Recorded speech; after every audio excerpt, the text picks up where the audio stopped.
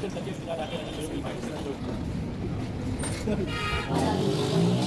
الله د موږ ته دلته د خپله ذاتي د مشرانو وخت خو ډېر د کاروبار شو، خو زموږ 20 کاله کېږي چې دا روزګار موږ په خپله کوو. حالن کې اوس موږ ته دغه مشکلات راغلي چې حکومت موږ ته وایي تاسو ځئ، نو موږ هغه ملک لیدلی هم نه دی او هغه ملک ته تللي هم نه یو. ټول زندګي هر څه په دې دغه کې تېر کړي، پاکستان کې تېر کړو. اوس موږ ته دا مشکل راغی چې یاره تاسو ځئ، نو موږ به هلته څه کوو، د دې ځای نه به راونګي څه کوو. یاره افغانستان کې زمونږ کونړ علاقه ده، خو خپله تللی نه یم، خو مشران داسې هم په خپله نه دی لیدلی چې په خپله یو سړی لاړ شي هغه علاقې وویني، نو خیر دی. زمونږ مشران دلته راغلي د هغه 1980 کې، هغه موږ دلته په 1988 کې زه پیدا شوی یم او پته موږ ته هلته لګي نه، تورخم نه دغه نه د کارخانو نه ایسته نه یم تللی، د میرکنډې نه ایسته نه یم تللی، نو ما هغه علاقه ډولیدلې نه ده.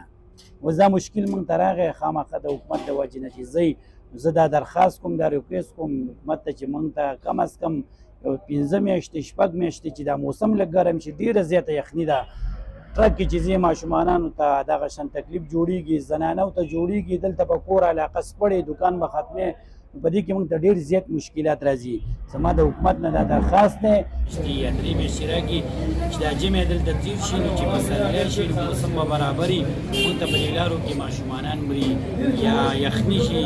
یا په لار کې ایسار شي، خامخا دا کوټې ورانول دي دلته او دغسې په لاره سفر دی، یخني ډېره زیاته ده، نو په دې مشکل کې موږ ډېر زیات یو. چې هلته لاړ شي نو هلته به هم دا کاروبار کوئ؟ هلته پته نه لګي، هغه وطن ته موږ تللي نه یو چې هلته زموږ په نصیب کې کوم کاروبار دی، کوم کاروبار چې ښه چلېدو بیا به هغه کوو، نو موږ به خپل دغه ته وګورو چې کوم کاروبار چلېږي هغه به کوو چې دا به هلته چلېږي که نه چلېږي، ځکه چې هلته زموږ ځای نشته دی، کور هم نشته دی،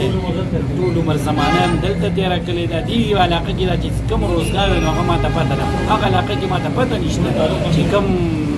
روزګار دی. په دې علاقه کې تعلق دی، پیدایش دی، زمانه ټوله دلته تېره شوه.